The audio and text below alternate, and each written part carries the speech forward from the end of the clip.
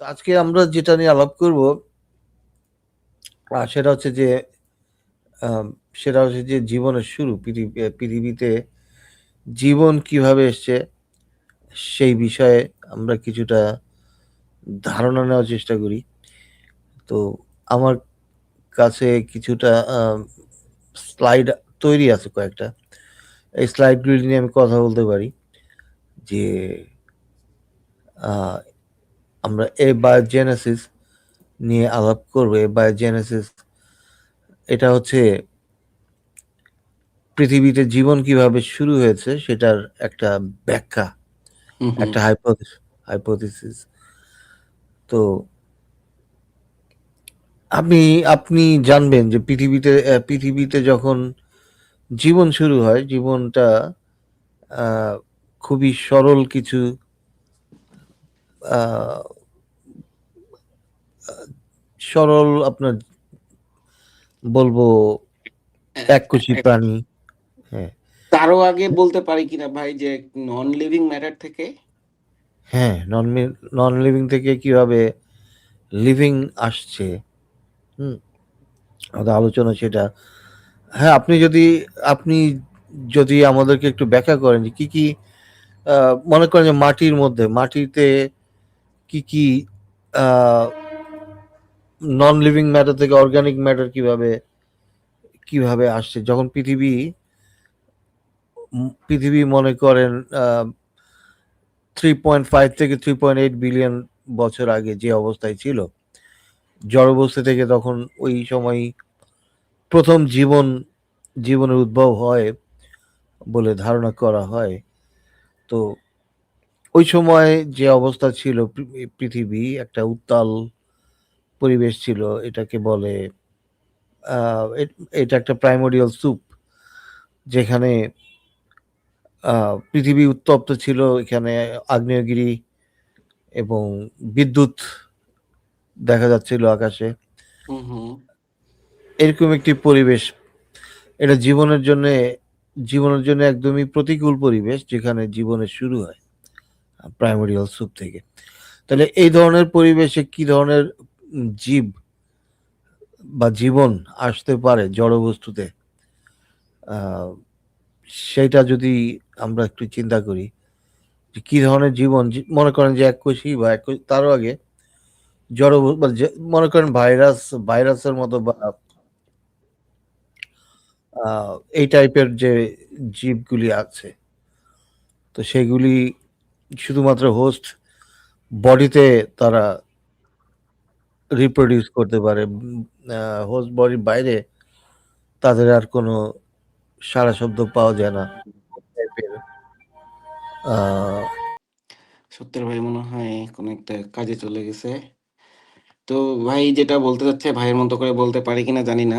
তো আমাদের আ পৃথিবী আ 3.5 বা 4 বিলিয়ন ইয়ার্স অ্যাগো অনেক অন্যরকম ছিল। সো এই সময়টাতে আ আমাদের বায়ুমণ্ডলে খুব তেমন একটা অক্সিজেন ছিল না। আ সেই সময় আমরা মিথেন, অ্যামোনিয়া, আ পানি ছিল অবশ্যই। সেটা জলীয় বাষ্প আকারেও কার্বন ডাই অক্সাইড। সো সেক্ষেত্রে আম আ ওই সময়টাতে আল্ট্রাভায়োলেট আ সরাসরি পৃথিবীতে পড়তো আরকি। অ্যা আর ওই সময়টাতে সমুদ্র তৈরি হওয়ার মধ্যে ছিল। যদিও খুব বেশি ডিটেইলস এত জানি না। জাস্ট নিজের অ্যা ধারণাগুলো থেকে যতটুকু পড়াশোনা থেকে জান মানে এখন বলতে পারতেছি। অ্যা তো ধীরে, ধীরে পৃথিবীতে এভাবেই আসলে অ্যা এই খুব ট্যা ইন ডিটেইলস তো আসলে বলা যায় না। বৈজ্ঞানিক ব্যাখ্যা আসলে আমাদেরকে কানেকশন তৈরি করে দেয়। আমরা সেভাবে জানতে পারি আসলে এটা তো আ খুব সুন্দর সেন্স তৈরি করে এবং আ বিজ্ঞান আমাদেরকে লেন্স দেয় যে মাধ্যমে আমরা খুবই ভালোভাবে দেখতে পারি। হ্যাঁ, আমরা আসলে এই পরিবেশ আ এই পরিবেশে জীবনের শুরু হয়েছিল পৃথিবীতে এবং এখান থেকেই জীবজগতের বৈচিত্র্য। আ আচ্ছা একজন বলছেন, "গাইস সাবস্ক্রাইব করো।" আওয়ার্স সাপোর্ট করো এক্স সত্যের ভাই, মুসলিম এই ক্ষেত্রে কি যে মিলার উড়ে এক্সপেরিমেন্টটা ইউরি কখনো মিলার। ব্যাখ্যা করছিলেন? হ্যাঁ? হ্যাঁ, ইউরি মিলার হ্যাঁ। তারা এই পরিবেশটা তৈরি, ওখানে আমি আসছি একটু পরে। আচ্ছা, তো আচ্ছা। প্রথমে ব্যাখ্যা করছি যে পরিবেশটা কেমন ছিল পৃথিবীর, যে আহ, জড় বস্তু থেকে জীবন উদ্ভব হওয়ার শুরুতে। আহ, তো ইউরি মিলার তারা এই পরিবেশটাই রেপ্লিকেট করছিল আর কি, জীবনের শুরুতে যা ছিল ওইটাই। আর তারা হুম। হচ্ছে যে অ্যামাইনো অ্যাসিড তৈরি করতে সক্ষম হয়েছিল, সেটাতে একটু পরে আসবো। তো আর্লি ফর্ম বা জীবনের শুরুতে কেমন ছিল, যে এই ধরনের কিছু স্পন্দন পাওয়া যেত। একটা কোষ তৈরি হয়েছিল এবং কোষের ভিতরে কিছু আরএনএ ডিএনএ মেইনলি তাদের মেমোরি ধরে রাখার জন্য, এবং এই ধরনের জীবন এটা শুরুর দিকে ব্যাকটেরিয়া টাইপের বা তারও আগের life form, early life form দেখতে এরকম ছিল। এগুলি জড়বস্তু থেকে এরকম জীবন উদ্ভব হয় বলে ধারণা। এগুলি ওই যে সমুদ্রের নিচে আপনার কিছু ভেন্টস আছে, তো এখান থেকে আর কি ইভলিউশন। হাইড্রোথার্মাল ভেন্টস এগুলা। হ্যাঁ। হ্যাঁ, জি, এই হাইড্রোথার্মাল ভেন্টস আসলে জীবনের শুরু করে এখান থেকেই। আহ, জীবনের বৈচিত্র্যের শুরু, বা জীবন বিভিন্ন টাইপের জীবনে ছড়িয়ে যায় পৃথিবীতে ইভলিউশনের মাধ্যমে। আহ, প্রথম যে কোষটা, এটাকে বলা হয়, মানে আমরা যদি সমস্ত পৃথিবীতে যত পশু পাখি আছে, পশু পাখি গাছপালা যত কিছু আছে, আমরা সবকিছু একটি কোষে নিয়ে আসতে পারি, এবং এই কোষটা একটি কোষ থেকে শুরু। আর এই কোষটা হচ্ছে যে LUCA, last universal common ancestor, এটার নাম। Existed 3.5 to 3.8 billion years ago। তো 350 কোটি বা 380 কোটি বছর বছর আগে এই কোষটা থেকেই জীবনের শুরু হয়, এবং এখান থেকে পৃথিবীতে যত কিছু আছে সবকিছু যদি আপনি ট্রেস ব্যাক করেন, তাহলে এই কোষটা আপনি পাবেন।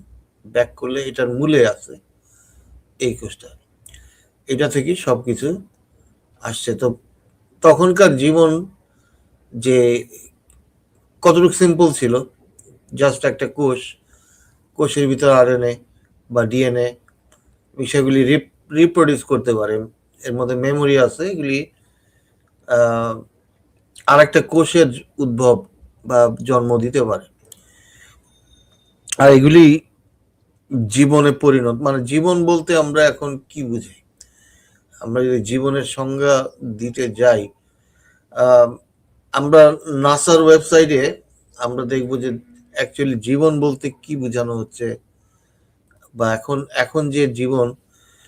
তো অ্যাকচুয়ালি আমি নাসার ইয়ে থেকে দেখাবো যে জীবনের সংজ্ঞা, জীবন বলতে আমরা অ্যাকচুয়ালি কি বুঝি। কারণ জীবনের সংজ্ঞা দেওয়া অনেক জটিল বিষয়। হ্যাঁ, কারণ জীবনের সংজ্ঞা দিতে গেলে আমাদের অনেক কিছু কনসিডার করতে হয়। হ্যাঁ, যেমন ভাইরাস কি জীবন্ত না মৃত, এরপর ব্যাকটেরিয়া, এরপর গাছপালা, এরপর মানুষ, পশু পাখি, এভাবে। তো সবকিছুর মধ্যে কমন কি জিনিস? তো জীবনের সংজ্ঞা আমরা আমরা আমরা কয়েকটা ওয়েবসাইট থেকে দেখি যে কি বলছে, যে life is a complex, self sustaining and evolving phenomenon character characterized by uh, homeostasis, organization, metabolism, growth, adaptation, and reproduction.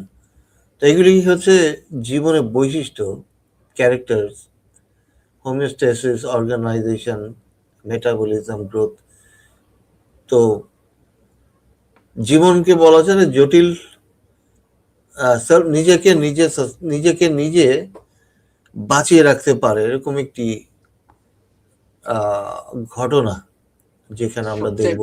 সত্তর ভাই সবচেয়ে যদি আপনার নাসার স্পেসিফিক ডেফিনেশনটা দেখি, এটা আরো বেশি সুন্দর, যেটা স্পেসিফাই করে দেয় হচ্ছে ডারউইনিয়ান ইভলিউশনের কথাটাকে। আপনি যদি হ্যাঁ, আমি হ্যাঁ, নাসাটা যদি বলি, তাহলে NASA defines life as a self sustaining chemical system capable of Darwinian evolution। তার মানে ডারমনীয় বিবর্তনে সক্ষম এরকম সেলফ সাস্টেইনিং কেমিক্যাল সিস্টেম। এটা কেমিক্যাল সিস্টেম বলতে কি বোঝায়, মানে মানুষ থেকে শুরু করে যত যত রকমের জীবন আছে সবই হচ্ছে কেমিক্যাল সিস্টেম, কেমিক্যাল সিস্টেমের মাধ্যমে গঠিত। তো এটা বলছে নাসার ওয়েবসাইট, এটা বলছে developed in 1990, the working definition helps researchers in field of astrobiology। তো আমরা যখন অন্যান্য গ্রহে অ্যাস্ট্রোবায়োলজি বলতে আমরা বিভিন্ন গ্রহে জীবন যখন খুঁজে বেড়াচ্ছি, তখন এই ডেফিনেশন ম্যাচ করলে সেটাকে আমরা জীবন বলছি। তো এক্স্যাক্টলি। অ্যাস্ট্রোবায়োলজির কিন্তু পৃথিবীতে যে জীবন আছে এটা কার্বন বেসড। আমাদের আইডিয়া অ্যাকচুয়ালি কার্বন বেসড, এবং কার্বন নিয়ে আমরা কথা বলবো, কারণ জীবনের ক্ষেত্রে কার্বন খুবই গুরুত্বপূর্ণ। এই জটিল প্রক্রিয়াগুলি যে ঘটছে প্রতিনিয়ত জীবনে, আর সেখানে কার্বন অত্যন্ত গুরুত্বপূর্ণ। দেখেন যে ডেফিনেশনটা দিয়েছিল, living organisms have a self sustaining metabolism that processes energy from outside of the body। শরীরের বাইরে থেকে তারা এনার্জি তৈরি করতে পারে, মেটাবলাইজ করতে পারে, অর্থাৎ তাদের গ্রোথ, তাদের বৃদ্ধি হয়, অ্যাডাপ্টস টু দ্য এনভায়রনমেন্ট, তারা পরিবেশের সাথে খাপ খাইতে পারে, অ্যান্ড ইউজুয়ালি সেলফ রিপ্রোডিউস, নিজেদেরকে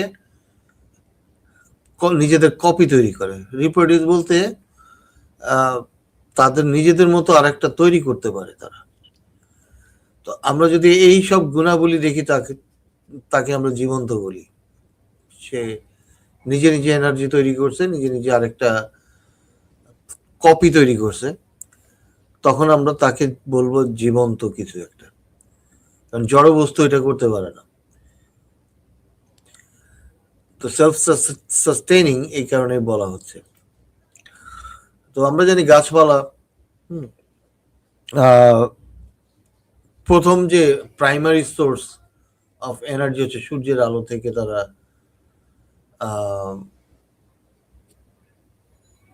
কার্বোহাইড্রেট তৈরি করে, সুগার তৈরি করে। সূর্যের আলোর সাথে ক্লোরোফিলের বিক্রিয়া হয়, অক্সিজেন থাকে, এখান থেকে তারা কার্বন ডাইঅক্সাইডের সাথে বিক্রিয়া করে সুগার তৈরি করে, খাদ্য তৈরি করে। মাটি থেকে তারা কিছু তাদের প্রয়োজনীয় মিনারেলস গ্রহণ করে। তো এটা একটা সেলফ সাস্টেইনিং সিস্টেম, যেটা আমরা গাছের মধ্যে দেখি। এবং এই যে মাটির মধ্যেও তো আরেকটা বলতে পারেন যে আরেকটা জগৎ রয়েছে এখানে। অবশ্যই অনেক কমপ্লেক্স একটা জগৎ। হ্যাঁ, এবং সেইখানে আপনি যদি মাইক্রোস্কোপ দিয়ে এক মুঠো মাটিকে অবজার্ভ করেন, তাহলে ওইখানে আমরা কি দেখতে মনে করেন যে আমরা কি ধরনের কমপ্লেক্সিটি দেখতে পাই? সয়েল সায়েন্সের দিক থেকে যেটা জানি সেটা হচ্ছে যে ১ চা চামচ না ১ গ্রাম মাটির মধ্যে সেখানে হচ্ছে ১০ লক্ষ ব্যাকটেরিয়া থাকতে পারে। হ্যাঁ? হুম তো হুম মানে এত পরিমাণ হেটারোজেনাস, এবং মাটি এত পরিমাণ হেটারোজেনাস, এবং এর মধ্যে এত অণুজীব এবং মাইক্রোবিয়াল অর্গানিজম থাকে, সেটা আসলে অনেক কল্পনার বাইরে। নেমাটোডস, ব্যাকটেরিয়া, correct। রাইট। অনেক ধরনের, হ্যাঁ, যেগুলো হচ্ছে আমাদেরকে, আমরা বেঁচে আছি আসলে মাইক্রোবসদের জন্যই, এই মাইক্রোবিয়াল অ্যাক্টিভিটির জন্যই। যারা হচ্ছে গাছের খাবার তৈরি করতেছে এবং পৃথিবীকে পুরো জীবন্ত করে রাখতেছে। তো হ্যাঁ, সবগুলাই ইন্টারকানেক্টেড আমাদের পুরো সিস্টেমটাই। রাইট। হ্যাঁ, এই যে নিম্বাটোড ব্যাকটেরিয়ার কথা বললেন, এরা তো গাছের জন্য কি করে? এরা গাছে মনে করেন যে নাইট্রোজেন তৈরি করতে তো ব্যাকটেরিয়া প্রয়োজন, তাই না? ব্যাকটেরিয়া ছাড়া কিছু কিছু অথবা আহ, গাছের রুটস এর মধ্যে কিছু নেমাটোড বা ব্যাকটেরিয়া এইখানে কিছু কাজ করে, তাই না? কি ধরনের আমরা রিয়াকশন? আসলে এই যে আ আ ধরেন যে যত প্লান্ট রেসিডিউস আছে, অ্যানিমাল রেসিডিউস আছে, যত কমপ্লেক্স ম্যাটার আছে সেগুলো যখন ওরা খায়, ওদের তো খাবার হচ্ছে কার্বন। তো ওরা খাওয়ার পরে ওরা যে এক্সট্রাক্ট বা ওরা রিলিজ করে হচ্ছে অনেক নিউট্রিয়েন্টস, মিনারেলস, যেগুলো হচ্ছে আ মাটিতে পানির সাথে মিশে থাকে, মাটিতে মিশে থাকে। সেগুলো গাছের খাদ্য হিসেবে প্রধানত দরকার হয়। যেগুলো হচ্ছে গাছের প্রধান খাদ্য মূলত আ বেশিরভাগ ক্ষেত্রেই। হ্যাঁ। তো আমরা আমরা তো গাছকে প্রাইমারি ফুড প্রডিউসার বলি, তাই না? কারণ গাছ ফুড চেইনের মধ্যে গাছ প্রথম যারা হচ্ছে যে খাদ্য তৈরি করতেছে, এরপর গাছপালা খেয়ে অন্যান্য পশু পাখি বেঁচে থাকে, আবার অন্যান্য পশু পাখি খেয়েও তারা বেঁচে থাকে। তো সরাসরি ক্লোরোফিলের মাধ্যমে সূর্যের আলো থেকে আমরা দেখি যে একটা প্রসেস, যেখানে একটা মেটাবলিজম, যেখানে এনার্জি তৈরি করছে আহ, বাইরে থেকে এই প্রসেস, কিন্তু এর মধ্যে অনেক ঘটনা ঘটে যাচ্ছে। তো অনেক ঘটনা এর মধ্যে ঘটছে, যে আপনার মাইক্রোস্কোপিক লেভেল থেকে যদি দেখেন, তাহলে দেখবেন যে জীবন আসলে জীবনের কমপ্লেক্সিটি এবং জীবন যে একটা সেলফ সাস্টেইনিং ইভলভিং একটা বিষয়। তো আমরা ব্যাকটেরিয়া নিয়ে এর আগেও আলাপ করেছিলাম। আহ, একটা আর্গুমেন্ট ছিল যে ব্যাকটেরিয়া হচ্ছে ইরিডিউসেবল কমপ্লেক্সিটি নিয়ে যে আর্গুমেন্টটা হয়, যে এটা পুরাটাকে একবারে তৈরি করতে হয়, কিন্তু অ্যাকচুয়ালি সেটাও সত্যি না। ব্যাকটেরিয়াও ওই যে ব্যাকটেরিয়ার লেজ থাকে, ফ্লাজিলাম থাকে, ব্যাকটেরিয়ার মেমব্রেনগুলি থাকে, এগুলি একটা একটা একটা একটা করে তৈরি হয়েছে এই বিবর্তনের মাধ্যমে। তো কোনো কিছুই পুরাপুরি একবারে তৈরি হয়নি। হ্যাঁ, আপনি কি বলবেন এ বিষয়ে? আপনার মত কি? সেটা ঠিক ভাই। যে কোনো একটা প্রসেসে হচ্ছে অনেক হাজার, হাজার বছর সময় লাগছে, লক্ষ, লক্ষ বছর সময় লাগছে একটা জিনিসের শেপ পাইতে। এখন পুরো পৃথিবীটাই ছিল একটা সিস্টেম, যে সিস্টেমের নাম ছিল কেমিস্ট্রি। তো এই কেমিস্ট্রির কারণেই আ ধীরে, ধীরে নন লিভিং থেকে লিভিং আসছে। এই যে একটা চেইন বা একটা ইরা বলবো বা ইয়ন বলবো, যেটাকে আমরা মানে হুম, জিওলজিক্যাল ক্যালেন্ডার বলে যেটাকে। সেই ক্যালেন্ডারের জি। মধ্যে যদি আমরা দেখি, আমাদের আ হুম, আ উপস্থিতি মাত্র কয়েক হাজার থেকে কয়েক লক্ষ বছর আগে। আ হুম, তো এই ফুড খুবই চেইন এ সামান্য। বা খুবই সামান্য, এবং হুম, সবার উপরে আসতে আমাদের সময় লাগছে মাত্র খুব অল্প সময়, যেটা হয়তোবা ব্রেইন ডেভেলপমেন্ট এর কারণে আ বা আমাদের ইন্টেলেকচুয়ালিটির কারণে। কিন্তু আমরা সবাই জানি যে, বা সিংহ বা অন্যান্য যে প্রাণীগুলো আছে, তারা মিলিয়ন, মিলিয়ন বছর ধরে খাদ্য চেইনের সবচাইতে উপরের জায়গায় ছিল। তো হুম। এই দিক থেকে আ আসলে আপনিই ভালো জানেন, অনেক ব্যাখ্যা আম আ তৈরি করে দেয় বিজ্ঞান আমাদেরকে, যেগুলো আমরা আসলে পড়ে বুঝতে পারি যে হ্যাঁ, বিজ্ঞান খুবই লজিক্যাল একটা লেন্স দেয়, যে লেন্সের মাধ্যমে আমরা এই জিনিসটাকে গ্রহণ করতে পারি। হ্যাঁ, অবশ্যই। তো এখান থেকে আমরা একটা একটা একটা ব্যাখ্যা দাঁড় করাতে পারি যে এই মিলিয়ন মিলিয়ন বছর ধরে কিভাবে জড় বস্তুর মধ্যে জীবন আসছে, এবং গাছ এবং মাটির একটা সম্পর্ক আছে, যেটা খুবই কমপ্লেক্স একটা সিস্টেম, যেখান থেকে খাদ্য তৈরি হচ্ছে সূর্য থেকে, এবং অক্সিজেন এবং কার্বন ডাইঅক্সাইডের উপস্থিতিতে। এবং এইটা খেয়েই কিন্তু পশু পাখি বেঁচে থাকতেছে প্রাইমারিলি। হুম। তো এটাকে প্রাইমারি ফুড প্রডিউসার বলা হচ্ছে। আবার মাটির নিচেও একটা জগৎ আছে, যেটার কথা আপনি বললেন, যে এটা একটা কমপ্লেক্স একটা সিস্টেম মাটির নিচেও চলছে। আপনার ওইখানে ওই মাটির নিচের যে জীবন্ত জগৎটা, ওইটা না থাকলে মাটি মাটি হতো না, তাই না? মাটি কোনো আসলে শক্তি মাটির ক্ষমতা। ব্যাপারটা তো আলাদা, ওই অ্যাবায়োজেনেসিস থেকেই হুম, ব্যাপারটা আসে যে পৃথিবী শুরু হইছেই সারফেস দিয়ে, যে হুম, রকস, মাটি দিয়ে। মিনারেলস, তো হচ্ছে মাটি তৈরি আসলে খুব সহজ ব্যাপার না। আহ, আমরা যে হুম, মাটিটা দেখি এই মাটিটাকে আসলে বলতে হয় এটা।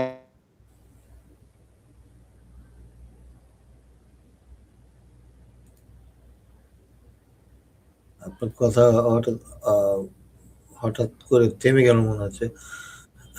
আচ্ছা, আহ, উম, মাটির মানুষ বিচ্ছিন্ন হয়ে গেলেন। তো মাটির মানুষ, আপনি আপনি বিচ্ছিন্ন হয়ে গেছিলেন। হ্যাঁ, যেটা বলছিলেন যে, হ্যাঁ যেটা বলছিলেন যে এই জীবন আসার ক্ষেত্রে এই মাটির মানে মাটিটা তৈরি হওয়া, মাটি শুধু শুধু যে ধুলাবালি সেটা না, মাটির ভিতরে বায়োলজিক মানে বায়োলজিক। হ্যাঁ, জি, জি, এটা আসলেই খুবই সহজ করে যদি বলতে যাই তাহলে হচ্ছে অ্যা পুরো সিস্টেমটাই তো এক। সো মাটিটাও একটা সিস্টেমের মধ্যে অনেক বড় একটা রোল প্লে করে। তো আমরা যে মাটিটাকে আসলে দেখি, সে মাটিটা আসলে কতটুকু ইনট্যাক্ট বা কতটুকু আ মানে আনডিস্টার্ব মাটি, সেটা আসলে বলাটা খুবই মুশকিল। কারণ হচ্ছে যে আমরা অনেক অল্টার করেছি। তো যেটা বলতে চাচ্ছিলাম যে যুগ যখন শুরু হয়ে গেছে তখন থেকেই মাটির সৃষ্টি। আর আমরা যদি এভাবে বলি, আ ১ ইঞ্চি মাটি তৈরি হতে সময় লাগে ১,০০০ বছরের চাইতেও বেশি। সো এই হুম, মাটি তৈরির প্রক্রিয়াটা আ আমরা যতটুকু চিন্তা করি যে সহজ, ততটুকু সহজ না। এই উম পা পাহাড় থেকে পাথর গড়িয়ে পড়তে টুকরো হতে যে আ ক্ষুদ্র, ক্ষুদ্র অংশ তৈরি হয় গড়ায়, গড়ায় যুগ ধরে উপরে যে আবরণটা বা ক্রাস্টটা তৈরি হয়, এটাকে আমরা একটা আ মানে ফিজিক্যাল পদ্ধতিতে মাটি তৈরির প্রক্রিয়া বলতে পারি। কিংবা ক্যা কেমিক্যাল যে ব্যাপারটা আছে, সে ব্যাপারটা হচ্ছে যে কোনো একটা পাথরের উপরে ধীরে যে আ কি বলে ছত্রাক জাতীয় কোনো কিছু জন্ম নিলো, এসিড হইলো, বৃষ্টির পানির ফোঁটা পড়লো, ওখানে রাসায়নিক বিক্রিয়া করে ধীরে আ আ ওইখানে ব্রেকডাউন হইলো। এটা আরেকটা প্রসেস। সো এই যে আমরা যতটা সহজে বলতে পারতেছি, ঠিক সময়ে স্কেলে সেটা হাজার বছর ধরেই চলতে থাকে। আরেকটা ব্যাপার হচ্ছে, একটা শব্দ জানি, সেটা হচ্ছে সাকসেশন। এটা আসলে ফরেস্টের ক্ষেত্রে আপনি হয়তো জানেন। এটা হচ্ছে ফরেস্টের ক্ষেত্রে তৈরি জি, হয়। একটা জায়গায় সাকসেশন তৈরি হইতে হাজার বছর লাগে, যে যেখানে কোনো জীবন ছিল না সেখানে ধীরে আ গাছপালা, মাটি মানে মাটির মধ্যে গাছপালা জন্ম নিয়ে আ স ১ম স্টেজে যে ভেজিটেশন তৈরি হয়, পরে হাজার বছর পরে গিয়ে সেখানে দেখা গেল আ মিডিয়াম আ মিডিয়াম স্ট্রাটার গাছপালা তৈরি হয়। আরো হাজার বছর পরে গিয়ে রেইন ট্রি তৈরি হয়। এভাবেই আসলে জিওলজিক্যাল কনটেক্সট এবং আ আ ক্লাইমেট এর উপর নির্ভর করে আ একটা আ পরিবেশ চেঞ্জ হয়ে যায়। সো আ ইন শর্ট বলে দিলাম আরকি যতটুকু জানি। কিন্তু এটার ভিতরে তো অনেক গল্প, অনেক জি, বিজ্ঞান, অনেক কিছু। হ্যাঁ, সাকসেশনটা অত্যন্ত গুরুত্বপূর্ণ, কারণ আহ, এই গাছপালার কথাই আমরা এখন বলছি আপাতত। হুম, হুম। এগুলি এগুলি তো ক্লাইমেটের সাথে বা পরিবেশের সাথে, তারপর আহ, মানে তাদের যেসব নিউট্রিশন অ্যাভেলেবল আছে, যেসব তাদের যা পারিপার্শ্বিক অবস্থা, এটার উপর নির্ভর করে তারা কিন্তু পরিবর্তিত হচ্ছে। এবং সেটাও একটা ইভলিউশন। এই যে সাকসেশনের কথা বললেন, এরকম বিভিন্ন জিনিস ঘটছে। তো পৃথিবীতে এই জিনিসটা ঘটেছিল, এবং সেটা প্রায় ৩০০ ৩৫০ কোটি বছর থেকে যেমন ন্যাচারাল সিলেকশন ঘটেছিল। ন্যাচারাল সিলেকশন কি, যে আহ, এই যে পোকা খাচ্ছে, একটা পাখি পোকা ধরে খাচ্ছে। এখন আহ, মনে করেন যে এরা শুধুমাত্র সবুজ রঙের পোকাটা ধরে খাচ্ছে, কারণ সবুজটা তারা দেখতে পাচ্ছে, আর অন্য কালারে যে অরেঞ্জ কালার, এটা তারা দেখতে পাচ্ছে না। তাহলে কি করছে, এই সবুজগুলি বিলুপ্ত হয়ে যাচ্ছে, অরেঞ্জগুলি বংশ বিস্তার করছে। তো এটাই হচ্ছে ন্যাচারাল সিলেকশন। এখন এই পাখিগুলি সবুজ সব খেয়ে ফেলবে, কিন্তু আহ, এই অরেঞ্জ কালারের যে পোকা আছে এইগুলি বংশ বিস্তার করবে। এরপরে দেখেন সেলফ রিপ্রোডাকশন যেটাকে বলে, একটা থেকে দুইটা, দুইটা থেকে চারটা হচ্ছে, এবং এখান থেকে একটা হোল জেনারেশন তৈরি হচ্ছে। আমরা এরকম লাইফ ফর্ম এটা বিভিন্ন জায়গায় দেখতে পাই, পানিতে, মাটিতে। পানিতেই আমরা যেহেতু এবায়োজেনেসিস নিয়ে কথা বলছি, জীবন প্রথমে পানিতেই শুরু হয়, ওই প্রাইমেরিয়াল সুপের থেকে জীবন শুরু। আচ্ছা, আমাদের সাথে বাজবিহারী ভাই যুক্ত আছেন। বাজবিহারী ভাইকে ওয়েলকাম জানিয়ে নিই। কেমন আছেন বাজবিহারী ভাই? হ্যাঁ, সত্যি ভাই, গুড ইভিনিং। Good evening. ভালো। জি। গুড আচ্ছা, আফটারনুন বাসবিহারী ভাই। হ্যাঁ, হ্যাঁ, আপনি গুড যেখানে আফটারনুন ভাই। আছেন ওখানে তো আফটারনুন, বাট হ্যাঁ, ভারতে এবং বাংলাদেশে এখন রাত হয়ে গেছে, সুতরাং গুড ইভিনিং বলাটাই আমাদের জন্য এটা অ্যাপ্রোপ্রিয়েট। এনিহাউ, আপনি হয়তো এমন জায়গায় আছেন যেখানে এখনো হয়তো সন্ধ্যা হয়নি বা হ্যাঁ, দুপুর। যে প্রিমোডিয়াল স্যুপ নিয়ে বলছিলেন, এটা আমারও একটু জানার দরকার, একটু বলেন তো। হ্যাঁ, এই প্রিমোরিয়াল স্যুপ যেটা, মনে করেন যে যেখানে এই বিভিন্ন রকম কেমিক্যালের মিশ্রণ ছিল, এবং বিভিন্ন রকম কেমিক্যাল বিভিন্নভাবে বিভিন্নভাবে মিক্স হয়ে এই এই মনে করেন যে এরকম উত্তপ্ত একটা পৃথিবী ছিল। তো সেখানে উত্তপ্ত পৃথিবীতে এইভাবে আগ্নেয়গিরি ছিল, এখানে এখানে সবকিছু মিক্স হতে হতে জীবন আসলে শুরু হয়। এইটাকে প্রিমোডিয়াল স্যুপ বলতেছে। এখানে মানে আগ্নেয়গিরি ছিল, এরপর একটা প্রতিকূল অবস্থান ছিল, অক্সিজেন এতটা ছিল না, অ্যাসিডিক ছিল কিছুটা। তো কি কি এর মধ্যে, এখান থেকে কিভাবে মানে এই পর্যায় থেকে কিভাবে এই পর্যায়ে এসছে, এখানে প্রচুর টাইম লেগেছে। এইটায় আসতে গিয়ে প্রচুর টাইম লেগেছে। পৃথিবী ঠান্ডা হয়েছে, পানিটা অনেকটা অনেকটা আপনার ওই পিএইচ যেটা বলে, হ্যাঁ, পানির যে পিএইচ ওইখানে আসছে 7। তারপর সেখানে অক্সিজেনের পরিমাণ বেড়ে গেছে, শ্যাওলা টেওলা ছিল প্রথমে, এভাবে অনেক অক্সিজেন এইভাবে, লবণাক্ত ছিল, হ্যাঁ। হ্যাঁ, স্যালিনিটি ছিল। তো এভাবে ধীরে ধীরে পৃথিবীটা পরিবর্তন হয়েছে, এবং এরপরে আমরা এই জীব জগতের বৈচিত্র্যটা এখন দেখতে পাই। তো এইটাই হচ্ছে জীবনের শুরু এখানেই। এবং জীবনটা কিভাবে হয়েছিল, এই কোষ দ্বারা। এই জীবন্ত কোষগুলি মানে এই যে হাইড্রোফিলিক এবং হাইড্রোফোবিক, এই দুইটা জিনিস মিলে একটা জীবন্ত কোষ গঠন করে। জীবন্ত কোষটা যখন গঠিত হয়, এর ভিতরে অনেক এই আপনার অনেক কিছু অর্গান তৈরি হয়ে যায়, ডিএনএ আরএনএ গুলি এর ভিতরে চলে যায়, নিউক্লিয়াস চলে যায়। তো এইভাবে কিন্তু জীবন শুরু হয়ে যায়। তো এটাই হচ্ছে প্রাইমেরিয়াল স্যুপ, সংক্ষেপে যদি বলি, কারণ আমি অত ডিটেলসে বলছি না। আমি একটু পরে কেমিক্যাল রিয়াকশন গুলি আপনাকে বলতে পারি, যেমন ওখানে কার্বন ডাইঅক্সাইড, মেথেন, অ্যামোনিয়া এবং হাইড্রোজেন ছিল। আর এই চারটা জিনিস, মেইনলি এই চারটা জিনিসই প্রাইমেরিয়াল স্যুপের মধ্যে ছিল। আর এই কার্বনের স্ট্রাকচারগুলি, এটা নিয়েও পরে আলাপ করবো, কারণ এটা খুবই গুরুত্বপূর্ণ। কার্বন ডাবল বন্ড তৈরি করতে পারে, এবং আপনার দুইটাকে ধরতে পারে, চারটাকে ধরতে পারে, তিনটাকে ধরতে পারে। তো এইভাবে তারা বিভিন্ন রকম কেমিক্যাল, মানে বিভিন্ন কম্বিনেশনে কেমিক্যাল তৈরি করতে করতেই জীবন তৈরি হয়। তো প্রথমে এটা 1952 সালে ইউরি মিলার এক্সপেরিমেন্টের মাধ্যমে অ্যামাইনো অ্যাসিড তারা ল্যাবরেটরিতে তৈরি করতে সক্ষম হন। তাদের এক্সপেরিমেন্টটা মোটামুটি এরকম ছিল, মিলার ইউরি এক্সপেরিমেন্ট নামে পরিচিত। তো সেখানে ওই 4টা জিনিস তারা নিয়েছিল: পানি, মিথেন, অ্যামোনিয়া এবং হাইড্রোজেন।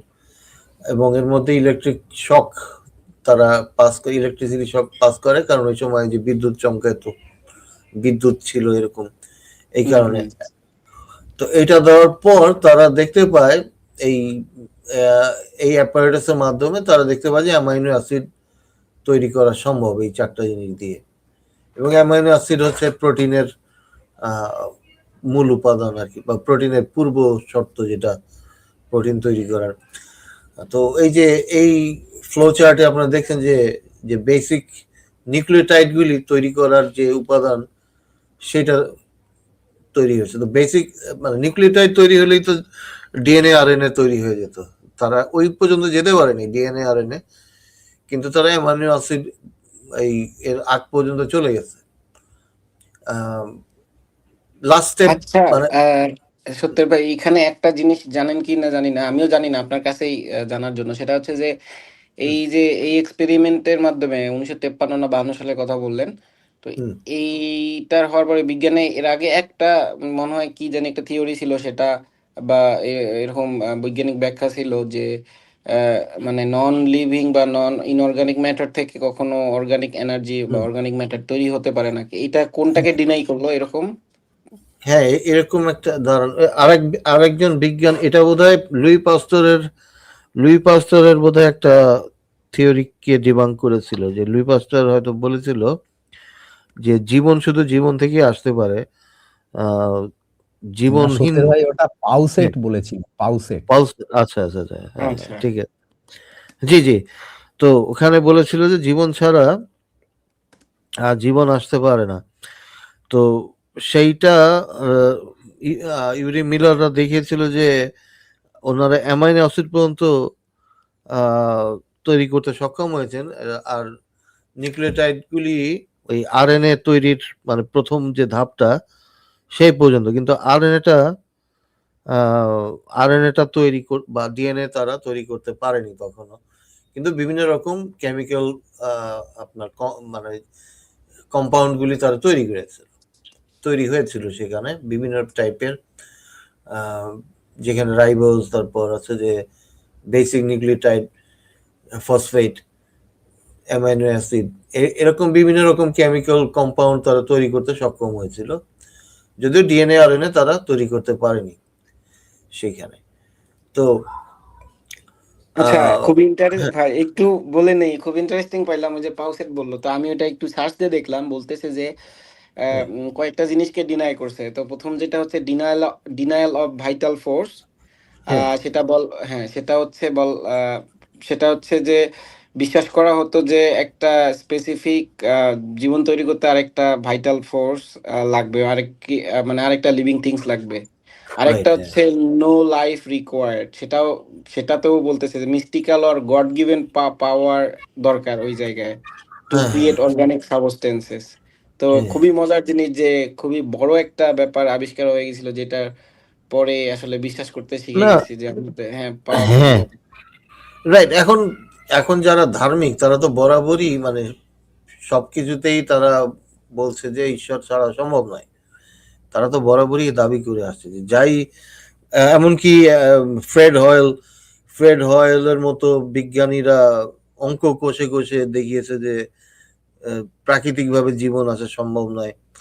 ফ্রেড হয়েলের বিষয়টা একটু পরে বলবো। আরেকজন বিজ্ঞানী আছে, দুজনই ম্যাথামেটিশিয়ান, তারা অঙ্ক করেছে, দেখেছে বিশাল নাম্বার হয় যদি যতগুলি কম্বিনেশনে, যত রকম পারমুটেশন কম্বিনেশন আপনি যে এলিমেন্টগুলি নিবেন, নিয়ে পৃথিবীর যে বয়স তার চেয়ে বেশি টাইম আপনার লাগবে জীবন আসতে গেলে। এই কারণে বলছে যে কোনো একটা এটা জীবন এইভাবে আসা সম্ভব না। তো ফ্রেড হয়েল আরেকটা অল্টারনেট একটা থিওরি দিয়েছিল। আর আর আরেকজন বিজ্ঞানী আছে ওই যে বিগ ব্যাংকে অস্বীকার করে। তো সে বলে যে বিগ ব্যাং ঘটেনি কখনো। আর বিগ ব্যাং ঘটে থাকলে জীবন এইভাবে আসতে পারে না, উনি ম্যাথামেটিক্যালি প্রমাণ করেছিল। তো এই দুইজন বিজ্ঞানীর কথা আমি বলবো পরে। আজকে মানে আমি আগে স্ট্রাকচারগুলি নিয়ে কথা বলতে চাই, ডিএনএ। তবে আজকে আর বেশি বেশি আলাপ করবো না এগুলি, এই ডিএনএ জটিল স্ট্রাকচার। পরবর্তীতে আমি এগুলি ভেঙে ভেঙে দেখাবো যে কিভাবে কার্বন বন্ড তৈরি করে। এবং কার্বন বন্ডটা ইন্টারেস্টিং এই কারণে যে এই যে আপনার যে আপনার এই যে যে ইয়েগুলি তৈরি করে আপনার ইলেকট্রনগুলি কেন এই এইভাবেই সাজানো থাকে, হ্যাঁ, বা কিভাবে ইয়ে হয়, এর মধ্যে অনেক কাহিনী আছে। যেটা ওই যে একটু আগে যেটা আমরা বললাম যে পৃথিবীর তলদেশে যে হাইড্রোথার্মাল ভেন্টস আছে, মেইনলি এখানে রিয়াকশনগুলি ঘটেছিল। আর সেখান থেকেই আপনার কোষগুলি গড়েছিল। এইগুলি আমরা পরবর্তীতে আলাপ করব ডিএনএ আরএনএ স্ট্রাকচার নিয়ে।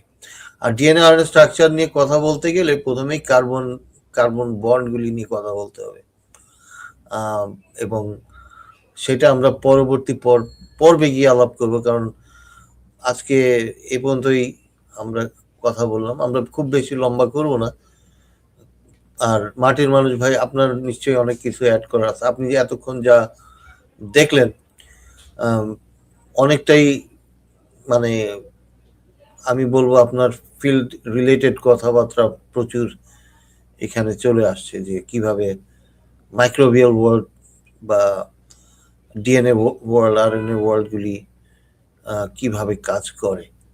তো সেই ক্ষেত্রে আপনার নিশ্চয়ই অনেক কিছু বলার আছে এখানে। জি জি সত্যের ভাই, আসলে খুবই মলিকুলার ব্যাপারগুলো, কেমিস্ট্রি রিলেটেড ব্যাপারগুলো সত্যিই অনেক জানার বিষয়। তো খুব বেশি জানি না, বেসিক সেন্স থেকে যেগুলো আপনি বললেন সেগুলোই মোটামুটি আমিও জানি এবং পড়ে আসার চেষ্টা করেছি। কিন্তু আসলে যে আরএনএ ডিএনএ বা এই যে আমাদের জিন এডিটিং, এগুলো এতটাই পড়াশোনার ক্ষেত্র তৈরি করে যা আসলে জানার শেষ নাই।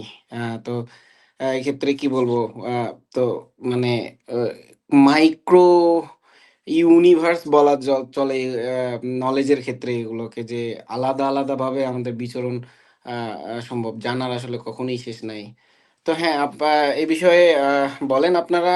বাসবিড়ি আসছে, যদি আমরা অন্য কোনো বিষয়ে কথা বলতে পারি তো সেটাও ভালো হয়। আহ, খুবই ভালো যখন ঠিক আপনি আছে। অ্যাবায়োজেনেসিস বা বিজ্ঞান নিয়ে কথা বলেন। জয়েন করতে না পারলেও বাইরে থেকে শুনি, খুবই ইনফরমেটিভ, অনেক কিছুই জানা যায় আর কি। রাইট, আমরা ট্রাই করছি যে ব্যাখ্যা করতে জীবন কিভাবে শুরু হয়েছে, এবং জীবন কিভাবে শুরু হয়েছে এটা ব্যাখ্যা করতে হলে অবশ্যই আমাদের অর্গানিক কেমিস্ট্রি নিয়ে একটু কথা বলতে হবে, আরএনএ ডিএনএ স্ট্রাকচার, এবং সেখানে এই ইউরিমিলার এক্সপেরিমেন্টের মধ্যেই নিউক্লিওটাইডের যে স্ট্রাকচারটা চলে আসছে, যে কার্বন কার্বনের সাথে কিভাবে বন্ড তৈরি করে, ফসফেট এবং রাইবোজ এবং গ্লুকোজ তৈরি করে। তো এগুলি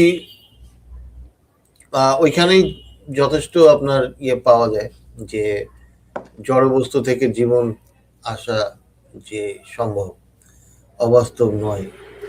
এবং এখানে কোনো অ্যাকচুয়ালি অতি প্রাকৃতিক কোনো হস্তক্ষেপ প্রয়োজন নেই আসলে। কিন্তু যেসব বিজ্ঞানী আর কি চেষ্টা করে তাদের তাদের ইয়ে থেকে, যে কখনোই অতি প্রাকৃতিক ইয়ে ছাড়া, ইন্টারভেনশন ছাড়া জীবন আসতে আচ্ছা, পারে না। সত্যের ভাই, তাহলে হচ্ছে মুমিনদের অ্যাঙ্গেল থেকে আপনাকে একটা প্রশ্ন করি, সেটা আপনি খুব সুন্দর করে উত্তর দিতে পারবেন, সেটা অ্যাস্ট্রোবায়োলজির দিক থেকে হলেও। যে পৃথিবীতে এভাবে যদি জীবনের শুরু হতে পারে, তাহলে আমরা গ্রহ নক্ষত্র, অলরেডি আমরা গ্যালাক্সির ভিতরে অনেক কিছু আবিষ্কার করে ফেলতেছি, সেখানে কেন এখনো কোনো জীবনের সম্ভব হচ্ছে না বা খুঁজে পাই নাই? এই প্রশ্নের উত্তর আমি এভাবে দেই যে এই মহাবিশ্ব যতটা বিস্তৃত, হ্যাঁ, ততটা আমরা এক্সপ্লোর করতে পারিনি আসলে।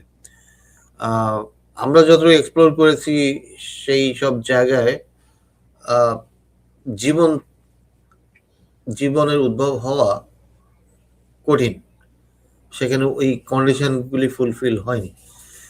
কিন্তু মহাবিশ্বের অন্যান্য জায়গায় জীবন থাকা খুবই স্বাভাবিক, এবং জীবন যেভাবে এসছে এভাবে আমার ধারণা যে মহাবিশ্বে প্রচুর গ্রহ আছে যেখানে আমরা জীবন পাবো। এবং জীবন শুধু এক টাইপ না, জীবন এই যে আমরা যেটাকে বলছি কার্বন বেসড, হয়তো অন্য কোনো সিলিকন বেস থাকতে পারে। আমরা তো শুধু জানি যে এই কার্বন বেসড গুলি হচ্ছে জীবন্ত, কিন্তু সিলিকন বেসড যদি এরকম হয় যারা নিজেরা রেপ্লিকেট করতে পারে এবং নিজেরা হচ্ছে মেমোরি দুইটা জিনিসই তো আমরা দেখি যে মেমোরি আছে কিনা এবং রিপ্রোডিউস করতে পারে কিনা, সেলফ সাস্টেইনিং, নিজেদের এনার্জি নিজেরাই প্রডিউস করে, এই বৈশিষ্ট্যগুলো থাকলেই তো আমরা জীবন বলি। এখন সেটা আমরা যে টাইপ জীবন খুঁজছি অন্য টাইপ জীবনও থাকা সম্ভব আছে, কিন্তু আমরা তো খুব সামান্যই এক্সপ্লোর মানে আপনি যদি সমুদ্রে গিয়া এক বালতি পানি তুলেন এবং পানি তুলে বলেন যে না সমুদ্রে কিছু নাই, সেটা তো মানে হাস্যকর হবে, অযৌক্তিক হবে। তো আমরা সমুদ্রের এক বালতি পানি তুলে বলছি যে এখন জীবন পাইনি আমরা। এখন এটা এতটাই বিস্তৃত মহাবিশ্ব যে এটা সম্ভাবনা খুবই বেশি যে কোথাও জীবন, শুধু জীবন না, ইন্টেলিজেন্ট জীবন আছে, ইন্টেলিজেন্ট লাইফ ফর্ম আছে, এটা সম্ভাবনা খুবই বেশি। জি, এই বিষয়ে বাজবিহারী ভাই আপনার মত কি? না, আপনি তো ঠিকই বলেছেন যে একটা উপযুক্ত পরিস্থিতিতে না, মানে অ্যাকচুয়ালি কার্বন বেসড কোনো একটা জিনিস ঘটতে গেলে তার সেই পরিমাণ তাপ, চাপ বা অন্যান্য পরিস্থিতি যতক্ষণ না অনুকূল হবে ততক্ষণ কার্বন থেকে তো জৈব যৌগ গঠিত হওয়া সম্ভব নয়, এটা বুঝতে হবে। আচ্ছা, কি বলে, সত্যের সন্ধানী ভাই, আমি জি, একটা কিছু এঁকে দেখাবো কি? হ্যাঁ হ্যাঁ, শিওর শিওর। আচ্ছা, আপনি আমি স্ক্রিনটা তাহলে দিন, আমি স্ক্রিন সামনে। শেয়ার দিচ্ছি। জি,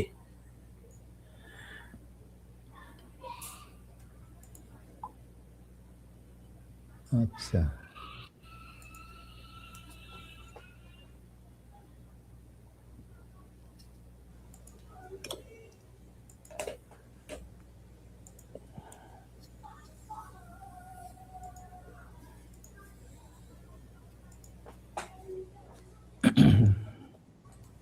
জি, শেয়ার দিয়েছি। হ্যাঁ, সামনে চলে আসছে স্ক্রিন। আচ্ছা, আমি তাহলে পেন আর রাবারটা নিয়ে আসি, ইরেজারটা। জি, আচ্ছা, পেন দেখি মানুষের যদি একটু কাজে লাগি। আচ্ছা, এই গেল পেন। এবারে হচ্ছে গিয়ে মোছামুছির জন্যে রাবারটা।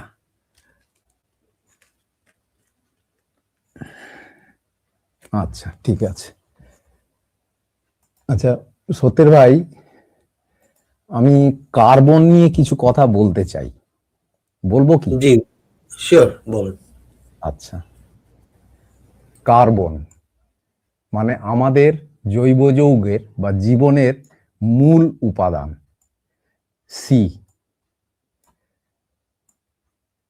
কার্বন, কার্বন ছাড়া আমাদের পৃথিবীতে জৈব যৌগ অসম্ভব। কথাটা হচ্ছে কেন? তাহলে কার্বন আমাকে ভালো করে পড়তে হবে বা জানতে হবে। এই কার্বন আমরা যতই জৈব যৌগ বা জীবন প্রাণ এটা ওটা নিয়ে যতই আলোচনা করি, আমি যতক্ষণ না কার্বনকে বুঝবো আমি কোনো মতেই জীবনকে প্রতিষ্ঠা দিতে পারবো না। তার আগে আমাদের জানতে হবে কার্বন। তো কার্বনের 6টা ইলেকট্রন, এটা প্রথম জানতে হবে। 6টা ইলেকট্রন, 6e, এটা মনে রাখতে হবে। এবারে আমরা পড়েছিলাম যে 1s2, 6টা ইলেকট্রনকে কিভাবে ভাগ করা হবে। 1s2, তার পরের কক্ষে আছে 2s2, 2p6, এই 2p2, সরি 2p2, এই দেখুন 2 2 4 2 6, মোট 6টা ইলেকট্রন এইভাবে বিভক্ত আছে কার্বনের। তাহলে আমরা 2 নম্বর মূল কক্ষে, মানে KLMN এরকম যে কক্ষগুলোর মূল কক্ষগুলোর নাম দেয়া হয়েছে, KLN এরকম ভাবে পরপর অরবিটাল অরবিটগুলোর নাম দেয়া হয়েছে KLMN এরকম করে দেয়া হয়েছে, আর তার সাব অরবিটাল যেগুলো আছে সেগুলোকে SPDF এরকম ভাবে দেয়া হয়েছে। তো কার্বনের দেখুন 2 নম্বর কক্ষে, 2 নম্বর কক্ষে মানে এই এল টাইপের, এলে কেটা 1 নম্বর, এলটা 2 নম্বর, এখানে দেখুন 4টে ইলেকট্রন আছে, 2 আর 2 4।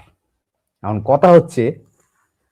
কথা হচ্ছে 2 নম্বর কক্ষে নাম্বার 2তে কটা সর্বাধিক ইলেকট্রন থাকতে পারে। নাম্বার 2 8টা থাকতে পারে, তাই না? হ্যাঁ, ফর্মুলাটা হচ্ছে 2n², জি 2n²।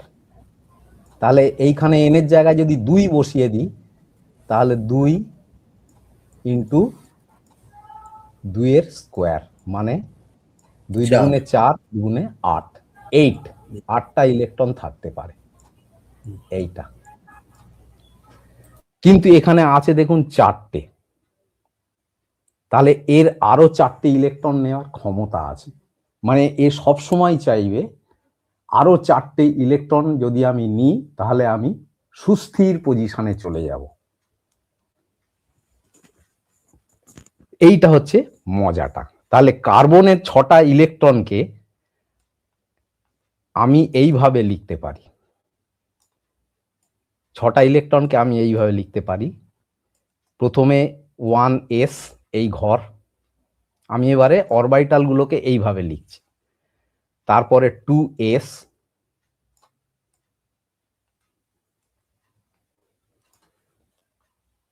তারপরে 2p,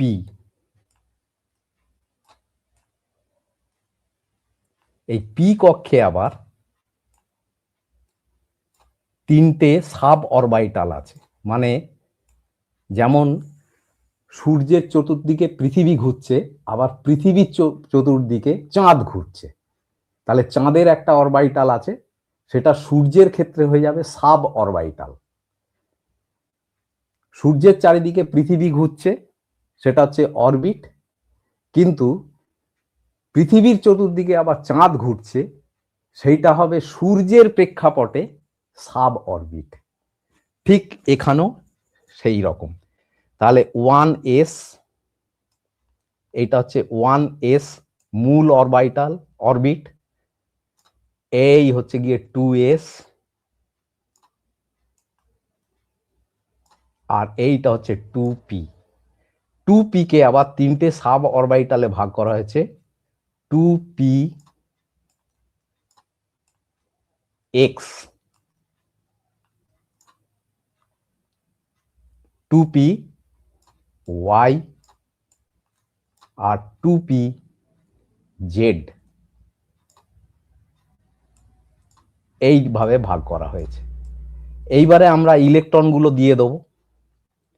এইবারে আমরা 1s2, এই আমি ইলেকট্রন দিয়ে দিচ্ছি, এই আমি ইলেকট্রন 1s2 দুটো ইলেকট্রন দিয়ে দিলাম। 2s2, এই আমি ইলেকট্রন দিয়ে দিচ্ছি। আর 2p2, তার মানে এই দেখুন এইখানে একটা দিয়ে দিলাম আর এইখানে আর একটা দিয়ে দিলাম, তাহলে 2pজেডটা খালি পড়ে রইল।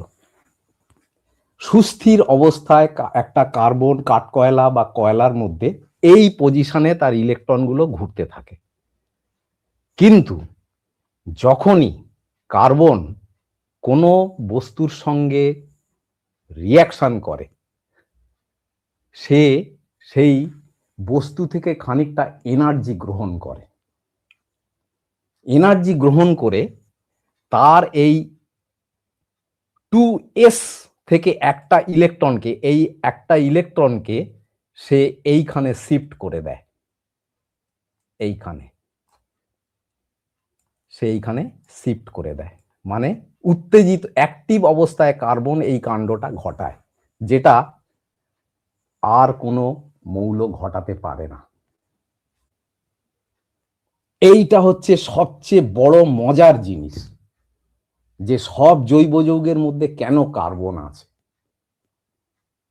তাহলে দেখুন এখন কার্বন পরমাণুর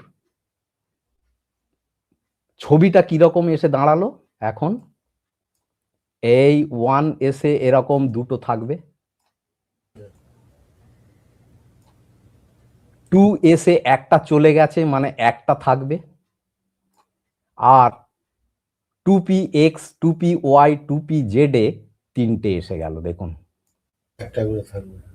একটা করে এসে গেল। It is in the excited state of carbon atom. তাহলে এই দেখুন কার্বনের অযুগ্ম বা বিজোড় ইলেকট্রনের সংখ্যা হয়ে গেছে 4, এই জন্যে কার্বনের যোজ্যতা 4। This is the electronic figuration of excited carbon. এবং এ সুস্থির হওয়ার জন্য আরো 4টে ইলেকট্রন প্রত্যেকের কাছে নিতে পারে।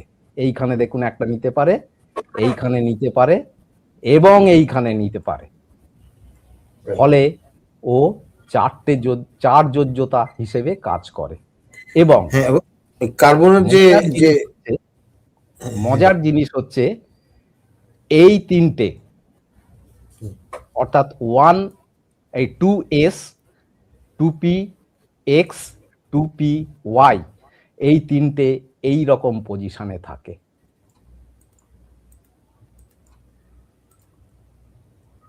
অর্থাৎ প্রত্যেকের সঙ্গে 109 ডিগ্রি 8 মিনিট অ্যাঙ্গেল থাকে। কিন্তু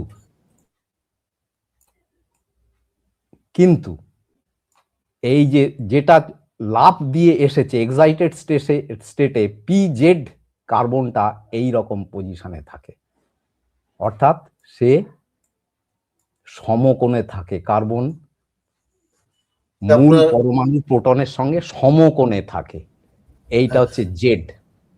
আমি আপনার জিনিসগুলি একটু দিয়ে দেখাই, মানে কি বলে স্লাইডে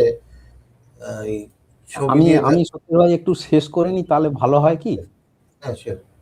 আচ্ছা, এই জিনিসটাকে বলা হয়, তাহলে কি হলো,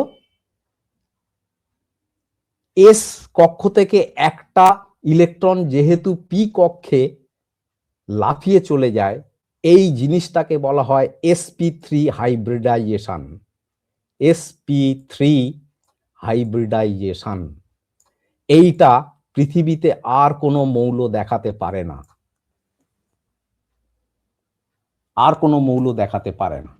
ফলে লক্ষ্য করুন এই শেষের 4টে কার্বন পরমাণু সে বিভিন্নভাবে হাইড্রোজেনকে ধরতে পারে, নাইট্রোজেনকে ধরতে পারে, অক্সিজেনকে ধরতে পারে, সালফারকে ধরতে পারে, যে কোনো মৌলকে যার একটা ইলেকট্রন প্রয়োজন তার সঙ্গে সে ম্যাপিং করতে পারে, এই যে ম্যাপিং করে ফেলতে পারে, তার সঙ্গে ম্যাপিং করে ফেলতে পারে। এইটাকে বলা হয় সমযোজ্যতা, এই জিনিসটাকে বলা হয় সমযোজ্যতা। ফলে কার্বন সমযোজী বন্ধন তৈরি করতে পারে বা কোভ্যালেন্ট বন্ড বলা হয়। সমস্ত জৈব যৌগের কার্বন অণু হিসেবে ব্যবহার করে, পরমাণু হিসেবে নয়, অণু হিসেবে ব্যবহার করে। তার কারণ হচ্ছে তার সমগ্র এটা অদ্ভুত একটা কনফিগারেশনে আছে। এবারে শেষ যেটা বলবো, এটা মুছে দিলাম, এটা খুব গুরুত্বপূর্ণ, সবাই কিন্তু এটা খুব ভালো করে বোঝার চেষ্টা করবেন যে কার্বন অ্যাকচুয়ালি বিক্রিয়া করার সময় সে কি করে। না, একজন জিজ্ঞেস করছে যে অর্গানিক কেমিস্ট্রি ক্লাস হচ্ছে। হ্যাঁ, জীবন কিভাবে আসছে এটা বুঝতে হলে অর্গানিক কেমিস্ট্রি ভালো মতো বুঝতে হবে জীবন। আচ্ছা, এই বাজবিহারী ভাইয়ের এই অর্গাজমের ক্লাসের পরে আমি অর্গাজমের ক্লাস নেবো ইনশাআল্লাহ। ঠিক আচ্ছা, আছে। আমি একটু বন্ডটা বুঝিয়ে নিই তাহলে।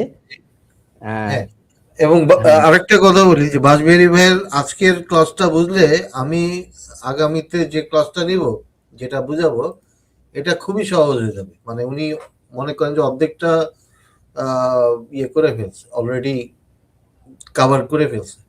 আমার জন্য খুবই ইজি হবে বাদ বাকিগুলি বুঝাতে। হ্যাঁ, আমি বেসিকটা মানে লিখে লিখে করছি তো, এটা মানুষের বুঝতে, কারো যদি বুঝতে অসুবিধা হয় আমাকে বলতে পারেন, হ্যাঁ, শ্রোতা দর্শক কেউ যুক্ত হয়ে বলতে পারেন। আচ্ছা, এবারে হচ্ছে তাহলে একটা কার্বন পরমাণুর এই যে বন্ডগুলো, তাহলে এটাকে আমি এরকম ভাবে আঁকতে পারি, এই ডাম্বেল শেপ করে আঁকতে পারি। আর এইটা হচ্ছে জেড, মনে করুন, এইটা আমি আর আঁকলাম না, তাহলে একরকম বোঝাবে। এইটা হচ্ছে সমকোণ, আর এগুলো হচ্ছে 109 ডিগ্রি 8 মিনিট, 109 ডিগ্রি 8 মিনিট, কোন কোন বইতে লেখা আছে 6 মিনিট। 109 ডিগ্রি অ্যাঙ্গেল কিন্তু ডিগ্রি দিয়ে বলা হয়। আচ্ছা, যাই হোক, তো এইটা হচ্ছে জেড, এইটা হচ্ছে জেড মানে যে ইলেকট্রনটা লাফিয়েছিল এইটা। আর এইগুলো হচ্ছে 2s1, এই 2s2 এর একটা ইলেকট্রন, আর এটা হচ্ছে 2px ইলেকট্রনটা, আর এইটা হচ্ছে 2py ইলেকট্রনটা। আর এইটা হচ্ছে যেটা লাফিয়ে এসেছিল এই 2s2 থেকে লাফিয়ে এইখানে এসেছে, সে কিন্তু সমকোণে থাকে সব সময়। আর এগুলো সব 109 ডিগ্রি 28 মিনিট এগুলো। আচ্ছা, তাহলে বন্ড দু রকমের হতে পারে। এক হচ্ছে এইরকম একটা ইলেকট্রনের সঙ্গে যদি পাশাপাশি আর একটা, মনে করুন হাইড্রোজেন, তাকে গোল আঁকলাম, এটা হচ্ছে হাইড্রোজেন, আর এটা হচ্ছে কার্বনের কোনো একটা ইলেকট্রন, যদি পাশাপাশি থাকে তাহলে এইখানে দেখুন একটা ওভারল্যাপ হচ্ছে, এইটাকে বলা হয় সিগমা বন্ড। এটা খুব শক্তিশালী, এটাই জেনারেলি কোভ্যালেন্ট বন্ডে ব্যবহার হয়। কিন্তু যদি কখনো মনে করুন এই রকম একটা কার্বনের এই দুটো এর সঙ্গে যদি পাশাপাশি আর একটা কার্বনের এরকম যুক্ত হয়, এই রকম পাশাপাশি যুক্ত হয়, অর্থাৎ এরকম একই অক্ষরেখা বরাবর না হয়ে, অক্ষরেখাটা এইখানে, তারা পাশাপাশি যদি যুক্ত হয় তাকে বলা হয় পাই বন্ড। এটা খুব দুর্বল, সেটা সহজে অল্প তাপমাত্রাতেই ভেঙে যায়, বা রুম টেম্পারেচারেও সেটা ভেঙে যায়। যেমন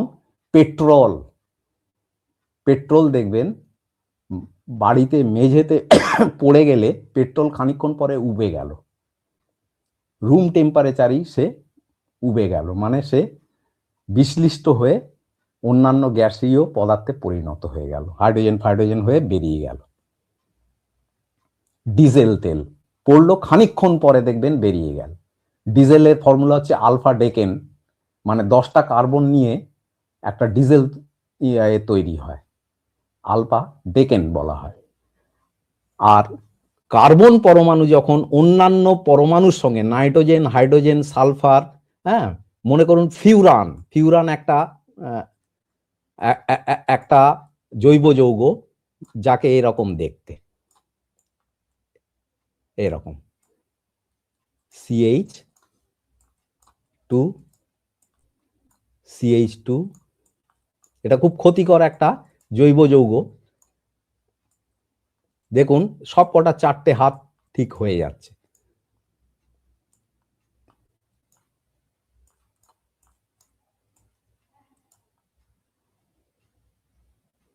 হ্যাঁ, এই দেখুন, এই যে এর দুটো হাত দিয়ে দুটো হাইড্রোজেন ধরেছে, আর এই দুটো হাত দিয়ে আর একটা কার্বনকে ধরেছে, এখানে একটা কার্বন ধরেছে। এই বস্তুটার নাম হচ্ছে ফিউরান। এটা ওই পালং শাক, ফুলকপি এই সব জায়গায় থাকে, ফলে ওখান থেকে প্রচুর ইউরিক অ্যাসিড তৈরি হয়। ওই জন্য দেখবেন ডাক্তারবাবুরা বলে যে এ খাবেন না, ফুলকপি খাবেন না, পালং শাক বেশি খাবেন না, পুঁই শাক খাবেন না, এই ক্ষতিকর একটা পদার্থ তৈরি হয়।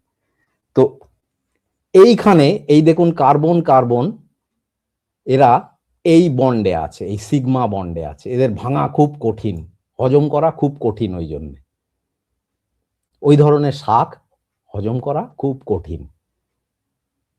তো এই যে ব্যাপারগুলো, অর্থাৎ বন্ড, কিভাবে কার্বন অন্য পরমাণুকে ধরে, কেন ধরে, এক্সাইটেড স্টেটে তার কি পজিশন হয়, কি কি বন্ড তৈরি করে, এইগুলো, এই বেসিক আইডিয়াগুলো যদি না থাকে, জৈব যৌগ কখনোই বোঝা যাবে না এবং প্রাণ কখনোই বোঝা যাবে না। তাহলে কার্বন আর একটা কার্বনকে অবশ্যই ধরতে পারে। কার্বন সে আর একটা কার্বনকে এইভাবে পাই বন্ডে ধরতে পারে, এই সিগমা বন্ডে ধরতে পারে।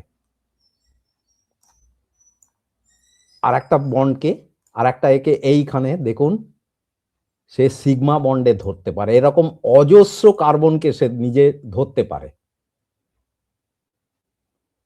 অর্থাৎ আমরা তখন পাবো কি, একটা কার্বন হলে কি হবে মিথেন, দুটো কার্বন হলে ইথেন, তারপরে propane, butane, pentane, heptane, hexane, এরকম ভাবে ডেকেন, এরকম ভাবে আমরা ননেন, তারপরে ডেকেন, এরকম ভাবে আমরা অজস্র চলতে পারি।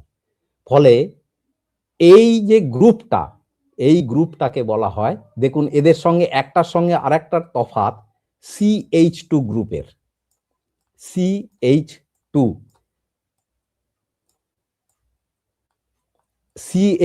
এর সঙ্গে তফাৎ। অর্থাৎ মিথেন যদি CH4 হয়, 4টে হাইড্রোজেনকে সে যদি পাই বন্ডে ধরে, তার পরেরটা হবে CH2, এই CH2 যোগ করে নেবেন, তাহলে দুটো কার্বন হয়ে গেল। এই দেখুন দুটো কার্বন আর আরো দুটো কার্বন, তার মানে এই হাইড্রোজেন, তার মানে C2H6, এর নাম হয়ে যাবে ইথেন। এরকম ভাবে যোগ হবে শুধুমাত্র CH2। এইটাকে বলা হয় আপনার হোমোলগাস সিরিজ, মানে পর পর এরকম চলতে থাকবে অনন্তকাল, ইনফিনাইট প্রোগ্রেস। ফলে কার্বনের জন্য আলাদা একটা কেমিস্ট্রি তৈরি হয়ে গেল। অর্থাৎ এই বিশ্বে কার্বন যে কত জুড়তে পারে, ইনফিনাইট প্রোগ্রেস বলা হয়। কেমন? তো এই জিনিসটা বুঝতে হবে। এবারে তার সঙ্গে বিভিন্ন রকম অন্যান্য যৌগ যুক্ত হলে আমরা তাদের বিভিন্ন রকম নাম দিই। যেমন OH যুক্ত হলে অ্যালকোহল বলা হয়, NH2 যুক্ত হলে তাকে অ্যামিন বলা হয়, CHO যুক্ত হলে তাকে অ্যালডিহাইড বলা হয়, CO যুক্ত হলে তাকে বলা হয় এস্টার, COOH যুক্ত হলে তাকে বলা হয় কার্বক্সিলিক অ্যাসিড। তাহলে কি যুক্ত হচ্ছে সেই সালফার যুক্ত হলে বলা হয় থায়ো। কোন জৈব যৌগের সঙ্গে যদি সালফার যুক্ত থাকে, তাহলে সেই জৈব যৌগে অবশ্যই আপনি নামের মধ্যে থায়ো কথাটা পাবেন। কোথাও যদি NH2 যুক্ত থাকে, নাইট্রোজেন যুক্ত থাকে, তাহলে সেখানে অ্যামিন কথাটা পাবেন। তাহলে এই যে বিষয়গুলো, এগুলো এবারে পরপর আমরা আলোচনা করে যাব। আজকে শুধুমাত্র কার্বন কিভাবে এক্সাইটেড স্টেটে কিভাবে বন্ড তৈরি করে এবং কেন করে, বিজ্ঞান পড়ার মূল বিষয় হচ্ছে কেন করে। কারণ ওই 2s2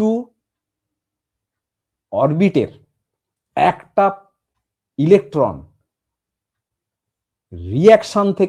রিয়াকশনের সময় অন্য পদার্থ থেকে এনার্জি সংগ্রহ করে সে pz এ লাফ দেয়, দিয়ে সর্ববহিস্থ কক্ষে সে 4টে লোন পেয়ার অফ ইলেকট্রন বলা হয়, বা 4টে সিঙ্গেল ইলেকট্রন সাজিয়ে ফেলে।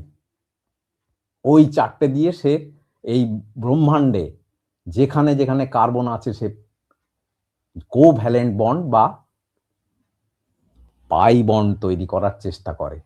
না পারলে অন্তত সিগমা বন্ড করার চেষ্টা করে, না হলে পাই বন্ড করার চেষ্টা করে। সিগমা বন্ড খুব স্ট্রং, কারণ এটা কোভ্যালেন্ট বন্ড, অর্থাৎ এ একটা ইলেকট্রন এখান থেকে টেনে নেয়, এই সিগমা বন্ডের এখানে লক্ষ্য রাখুন, আর এ একটা ইলেকট্রন খানিকটা এগিয়ে দেয়, দুটো দিয়ে দেখুন এখানে দুটো ইলেকট্রন হয়ে যাচ্ছে। অর্থাৎ ওই যে 4টে ইলেকট্রন ছিল, 4টে যে সিঙ্গেল ইলেকট্রন ছিল, সে এক একটা করে ভর্তি করার চেষ্টা করে কার্বন, সব সময় দিয়ে সুস্থির হওয়ার চেষ্টা করে। এই জন্যে ও এই সিগমা বন্ডটা গঠন করে, যেটা হচ্ছে জৈব যৌগের রহস্য।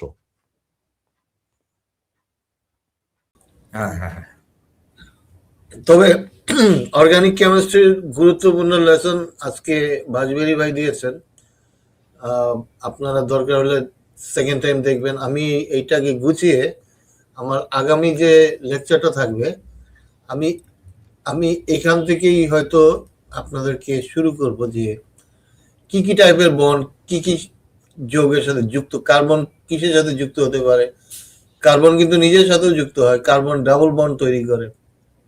তো সেগুলি যুক্ত হওয়ার পর কি হয়, এবং এটা হলো ডিএনএ, যখন আপনি ডিএনএ আরএনএ স্টাডি করবেন তখন এই কার্বন কেন কার সাথে যুক্ত হচ্ছে, কিভাবে যুক্ত হচ্ছে, এইটা হয়ে যাবে ইম্পর্টেন্ট একটা বিষয়। যে ডিএনএ তৈরি করার এইটা খুবই গুরুত্বপূর্ণ। জি বলেন। হ্যাঁ, আপনি ঠিকই বলেছেন। তবে তার আগে ওই বন্ডটা বুঝতে হবে, এবং সে কার সঙ্গে বন্ড, মানে কার্বনের উদ্দেশ্য হচ্ছে তার ওই আউটার মোস্ট সেলে, অরবাইটালে ওই যে 4টের সিঙ্গেল ইলেকট্রন আছে সেইটাকে সে ভরাট করার চেষ্টা করে যায় সব সময়। সেইটার জন্য সে সামনে যাকে পাবে তার যদি সর্ববহিস্থ কক্ষে এরকম ছোটখাটো দুটো একটা করে ইলেকট্রন বেশি থাকে, সে নিয়ে নেবে, তার সঙ্গে যৌগ গঠন করে ফেলবে। রহস্যটা এইটাই।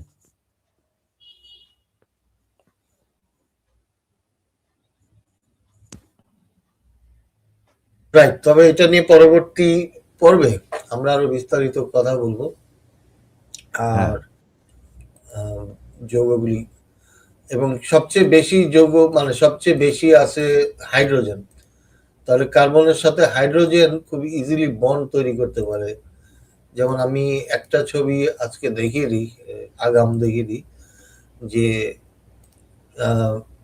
এই যে ছবিটা দেখতে পাচ্ছেন, যে আপনার কার্বনের সাথে 4টি হাইড্রোজেন যুক্ত হয়ে গেছে। আর 4টা যুক্ত হতে কি হয়েছে, যে 8টা কার্বন কিন্তু 8টা পেয়ে গেছে তার আউটার শেলে। আর হাইড্রোজেনের দরকার 2টা, তাহলে হাইড্রোজেনও 2টা করে পেয়ে যাচ্ছে শেয়ার করে। তাহলে এই যে এইটা কি হয়ে গেছে, CH4 হয়ে গেছে। তো এটা যখন হয়েছে তখন দেখেন কার্বন যে এই যে একটার সাথে যুক্ত হলে হতে পারে, সে 4টার সাথে যুক্ত হলে একটা স্ট্রং বন্ড তৈরি করতে পারে। তো এখান থেকে আমরা আগামীকাল এখান থেকে শুরু, আগামী পর্বে, আগামীকাল না, আগামী রবিবারে আমরা এখান থেকে শুরু করব যে কি কি বন্ড কার্বন তৈরি করছে, এখান থেকে ডিএনএ কিভাবে তৈরি হচ্ছে, সেটাতে চলে যাবো আমরা। এবং আমি কতগুলি স্লাইডও তৈরি করেছিলাম। স্লাইডগুলিতে যেটা আপনাদের সামনে আমি এই বায়োজেনেসিসের যে জার্নি, যেভাবে অজৈব যৌগ থেকে জৈব যৌগের উদ্ভব ঘটে এবং যেটাকে আমরা বলছি অরিজিন অফ লাইফ, সেখানে আমি ধাপে ধাপে আপনাদেরকে নিয়ে যাব এই কারণে যাতে আপনাদের বুঝতে কোনো সমস্যা না হয়। সেই সাথে আপনাদেরকে অর্গানিক কেমিস্ট্রি আমরা কিছুটা ধারণা দিচ্ছি। তো অরিজিন অফ লাইফে আমরা from organic chemistry to DNA, এই জন্য আমরা অর্গানিক কেমিস্ট্রিতে প্রথমে ঢুকেছি। এবং অর্গানিক কেমিস্ট্রি শিখতে গেলে প্রথমেই কার্বন, যেহেতু আমাদের জীবন হচ্ছে কার্বন বেসড, আমাদের কার্বনের যে যোজ্যতা, হ্যাঁ, এটাকে বলে যোজ্যতা বা কিভাবে যুক্ত হতে পারে, সেই জিনিসগুলি আপনাদের বোঝা দরকার ডিএনএ বুঝতে হলে। এই জন্য অর্গানিক কেমিস্ট্রিতে আমরা ঢুকেছি। সায়েন্টিফিক ওভারভিউ এবং মলিকিউলার ইভলিউশন, এই জিনিসগুলো আমরা আজকে ডিসকাস করেছি। পৃথিবীর আর্লি কন্ডিশন, এই যে 450 কোটি বছর আগের কি অবস্থায় পৃথিবী ছিল, কি কি যৌগ ছিল, এবং পৃথিবী যে একটা উত্তপ্ত প্রাইমোরিয়াল স্যুপ অবস্থায় ছিল, সেখানে মিথেন, অ্যামোনিয়া, পানি এবং কার্বন ডাইঅক্সাইড, এই চারটি মিলেই জীবনের শুরু। এই চারটি যৌগ থেকে জীবন শুরু। আর energy source available for chemical reaction, এই এনার্জি সোর্সটা ছিল সূর্যের আলো। তো আমরা যখন গাছপালার দিকে তাকাই, আমরা দেখি যে গাছ নিজের খাদ্য নিজে তৈরি করতে পারে, পশু পাখি পারে না, তাই না? পশু পাখি তো খাদ্য গাছের উপর নির্ভর করতে হয়, কিন্তু গাছ কিন্তু পারে। আপনি গাছ একটা দেখবেন। এবং আজকে আমাদের সাথে যে মাটির মানুষ যুক্ত ছিল, মাটির মানুষ, উনি কিন্তু মাটির ভিতরে যে বিশাল বড় একটা জগৎ রয়েছে, বায়োলজিক্যাল জগৎ, সেটা নিয়ে আমরা কথা বলেছি। ওখানে নেমেটোডস আছে, ওখানে ব্যাকটেরিয়া আছে। ওই ব্যাকটেরিয়াগুলি কি করে? ব্যাকটেরিয়াগুলি ওই গাছের জন্য নাইট্রোজেন তৈরি করে, নাইট্রোজেনে কনভার্ট করে দেয়। হ্যাঁ, নাইট্রোজেন ফিক্সিং ব্যাকটেরিয়া আছে। কারণ গাছপালা কিন্তু আবার বায়ুমণ্ডল থেকে সরাসরি ওই নাইট্রোজেন তারা গ্রহণ করতে পারে না, তারা ওই ব্যাকটেরিয়ার মাধ্যমে গ্রহণ করে। তো সেখানে একটা বিশাল বড় সিস্টেম।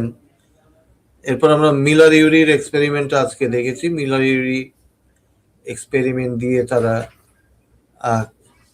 অ্যামাইনো অ্যাসিড প্রস্তুত করতে সক্ষম হয়, অর্গানিক মলিকিউলগুলি তৈরি হয় ন্যাচারালি। তারা পৃথিবীর আদি অবস্থানকে সিমুলেট করে। পৃথিবীর আদি অবস্থান সিমুলেশনের মাধ্যমে এবং ইলেকট্রিক স্পার্কের মাধ্যমে অ্যামাইনো অ্যাসিড তৈরি করতে সক্ষম হয়, এবং তারা এটা শো করে যে ইনঅর্গানিক ম্যাটেরিয়াল থেকে অর্গানিক মলিকিউল তৈরি করা সম্ভব প্রাকৃতিকভাবে। তো সেই আলাপটা, এবং কার্বন নিয়ে কেন আমরা আলাপ করছি, নিশ্চয়ই বুঝতে পারছেন যে কার্বন যে কোভ্যালেন্ট বন্ড তৈরি করে, চেইন তৈরি করতে পারে, স্টেবল ও রিঅ্যাক্টিভ হয়, foundation of biological molecules, foundation of DNA RNA. আমাদের জীবনের ভিত্তি হলো কার্বন। এই জন্য আমরা কার্বন নিয়ে আলাপ করেছি আজকে। আর